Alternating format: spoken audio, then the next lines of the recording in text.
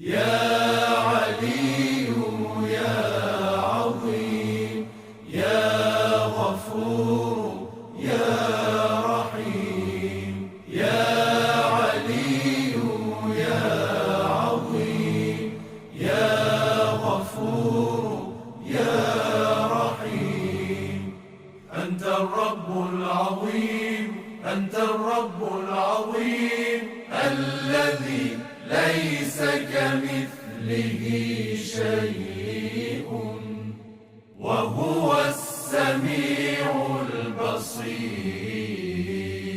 وهذا شهر عظمته وكرمته وشرفته وفضلته على الشهور، وهو الشهر الذي فرضت صيامه عليه، وهو شهر رمضان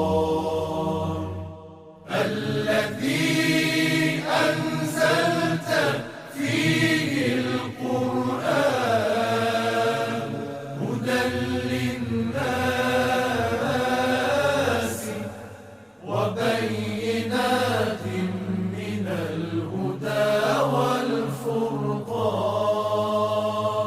وجعلت فيه ليلة القدر وجعلتها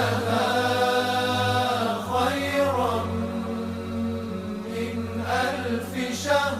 فيا ذا المن ولا يمن عليه، من علي بفكاك رقبتي من النار، في من تمن عليه وأدخلني الجنة برحمتك يا